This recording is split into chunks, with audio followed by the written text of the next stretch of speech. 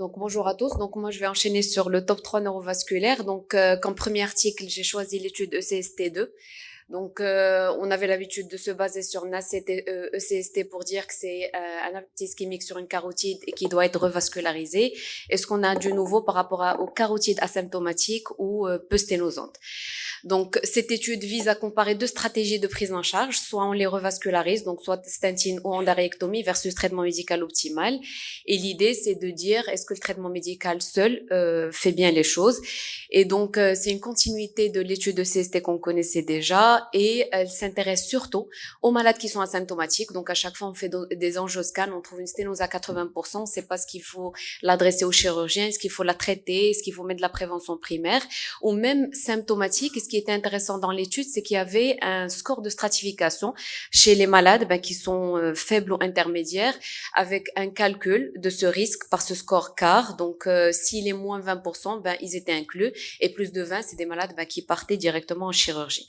Donc là, je vous ai mis ce score qui est, c'est un calculateur qui est utile à disponibilité. Donc là, j'ai essayé de faire une simulation chez un malade qui a une sténose à 50%. Et donc, en cochant, par exemple, qui fait moins de 60 ans, qu'il a fait un événement moins d'un mois avec des facteurs de risque vasculaire, que la plaque était irrégulière, ulcérée, le risque à 5 ans, il était de pratiquement 34%. Donc ça, c'est un malade qui va être revascularisé. Il n'y a pas de discussion. Si à 5 ans, il est moins de 20%, il était inclus dans l'étude.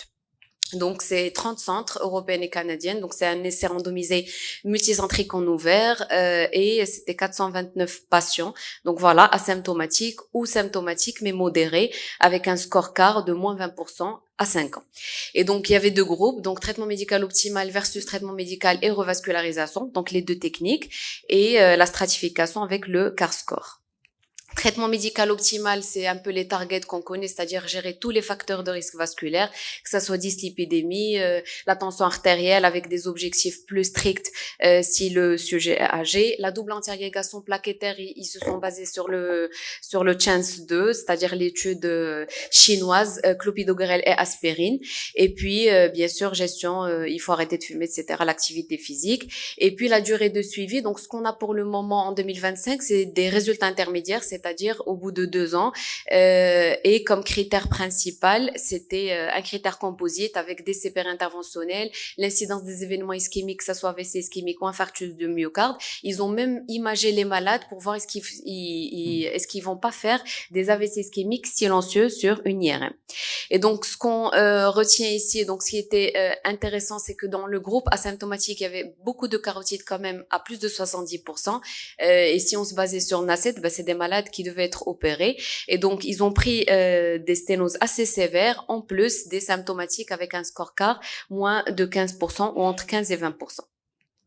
Et donc, qu'est-ce qui ressort? Les événements sont, les événements composites sur le outcome primaire, ils sont assez similaires. Donc, même un traitement médical optimal, il fait bien les choses sans risque, majeur d'AVC. Par contre, sur les AVC ischémiques silencieux, il y avait beaucoup plus d'événements dans le groupe traitement médical optimal. Et ça, bien sûr, une carotide qu'on va opérer, elle ne parlera pas par rapport à un traitement médical optimal. Donc, sur l'efficacité à 2 ans, c'est assez similaire. Donc, peut-être rester conservateur pour certains malades. Et en termes de sécurité, les malades qui sont opérés en périopératoire, c'est-à-dire en immédiat, en modéré, c'est des malades qui vont se compliquer. Bien sûr, ça on le sait, que ça soit avec le statine. Et donc, peut-être opter pour un traitement médical seul. Donc, ce qu'on peut discuter, c'est que ce qu'on a pour le moment, c'est que 2 ans. On ne sait pas si c'est des malades qui vont récidiver au moyen et à long terme.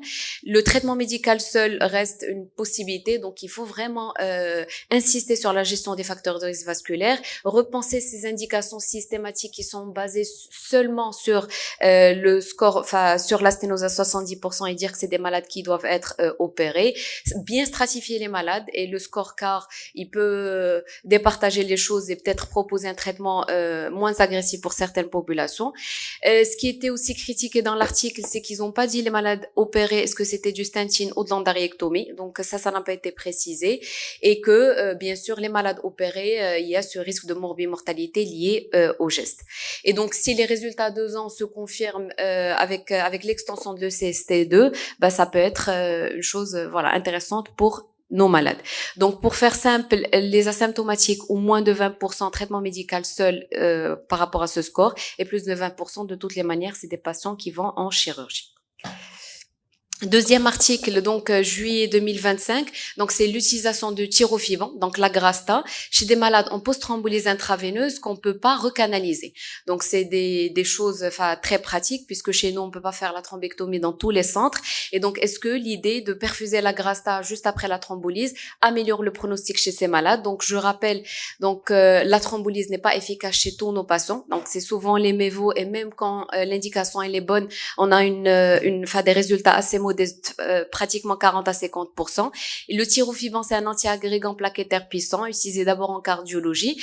Et en matière d'AVC ischémique, il améliore la microperfusion, il agit vraiment sur les capillaires. Et donc, on a cette augmentation de recanalisation au niveau des capillaires, pas juste sur le vaisseau. Et puis, ça inhibe l'agrégation plaquettaire post-thrombolyse sans majorer le risque hémorragique. Donc, finalement, c'est des patients qui sont pas éligibles à la thrombectomie ou chez qui on peut pas faire de thrombectomie. Et donc on avait déjà des études par rapport aux antiagrégants plaquettaires post-thrombolyse, notamment la première étude de l'aspirine, le fait de l'utiliser en 24 heures après thrombolise, ça donnait des résultats meilleurs. Le fait que l'argotrobon en post-axillise avait donné des résultats positifs, mais toujours sur des caillots non cardio-emboliques, c'est-à-dire sur l'atérothrombose, et que on avait la même étude en mars 2025 qui avait donné des résultats sur la safety, et donc ils ont fait un peu la continuité des résultats, d'où cet article qu'on va discuter. Donc c'était une phase 3 multicentrique en double aveugle, 38 centres mais que chinois, donc pratiquement 1700 malades, et c'était des AVC non cardio-emboliques qui étaient thrombolisés, et puis ils recevaient par la suite de la Grasta 5 minutes après. Et bien sûr on va exclure tous les malades cardio-emboliques, notamment la FA, chez qui la thrombectomie pouvait être planifiée. Et si le malade s'aggrave en post-thrombolyse, parce qu'il y a toujours ce risque de transformation hémorragique, donc il faisait l'imagerie, et s'il n'y a pas de transformation hémorragique, là, il partait pour une perfusion de tyrofivre.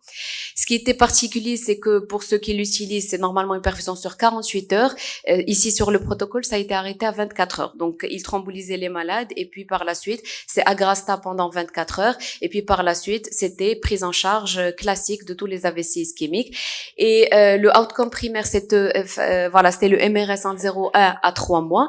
Par contre, en termes de safety, ce qu'ils ont retenu comme transformation hémorragique, c'est pas les cas qu'on a l'habitude d'utiliser, mais pour eux, la transformation hémorragique, c'était sur la définition SISMO, c'est-à-dire un pH2 avec aggravation de 4 points sur l'IHSS, déviation de la ligne médiane. Donc, on va dire qu'ils étaient plus ou moins permissifs sur la transformation hémorragique. Donc, ce qu'on voit ici, le NIHSS, ils n'ont pas pris des NIHSS très sévères, donc on l'entend bien puisqu'on va utiliser quand même une thérapie à risque de saignement. Donc, les NIHSS médians, ils étaient à 6. Et ce qui était aussi ici à critiquer, c'est que les Chinois n'utilisent pas beaucoup d'imagerie vasculaire. Donc, on savait pas par la suite est-ce que le malade a recanalisé, est-ce qu'il a rebouché. Donc, il y avait pas d'imagerie vasculaire post-thrombolyse. Et puis, il y avait beaucoup d'athérosclérose. Même le sous-groupe de maladies des petites artères, on ne sait pas finalement s'ils ont thrombolysé des lacunes. Est-ce qu'il fallait thromboliser des lacunes et mettre de la Grasta derrière, ou quand ils disent maladie des petites artères, il veut dire que micro-athérome, c'est-à-dire choroïdienne, et paramédium pontique. Et donc, ils étaient tous, thrombolisés, et ils ont mis une double anti-agrégation plaquettaire à la fin du tyrofivant. Donc, ça, c'est une conduite aussi qu'on fait en post-agrasta. Donc, ici, les résultats sont positifs pour cette étude. Donc, pour le MRS, quand même strict à 0,1 à 3 mois. Donc, en faveur du tyrofivant par rapport à cette conduite.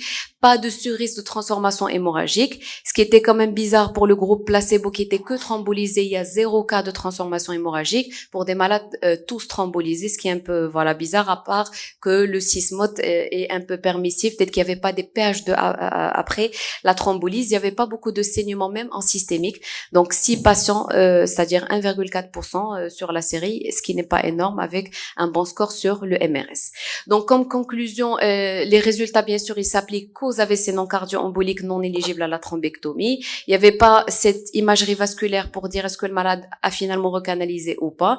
Et ce risque hémorragique, est-ce qu'il faut considérer que c'est une attitude, parce que pour la plupart, c'est quand même une attitude assez agressive sur le risque et l'incidence du saignement. Peut-être qu'ils ont utilisé des critères, voilà, un peu permissifs, le sismos. On a peu de pH2 en post-thrombolyse, donc finalement, si peut-être ils avaient utilisé les cas qu'on a l'habitude d'avoir, on aurait plus de saignement et que l'étude serait négative. Et donc, deuxième étude, donc c'est par rapport à l'athérome intracrânien. Donc, l'athérome intracrânien, il récidive beaucoup, surtout quand il est symptomatique. On part à la troisième étude. Conclusion. Ok, donc finalement, pour l'ICAD, c'est traitement médical symptomatique, double antiagrégation plaquettaire, l'intérêt des anti-GLP1, et si le malade récidive malgré un traitement médical optimal, il faut aller sur le statine avec cette problématique de double antiagrégation plaquettaire. L'étude CHANCE-4, elle est négative, l'utilisation du tirofiban à la phase aiguë des ICAD. Je vous remercie. Merci, professeur.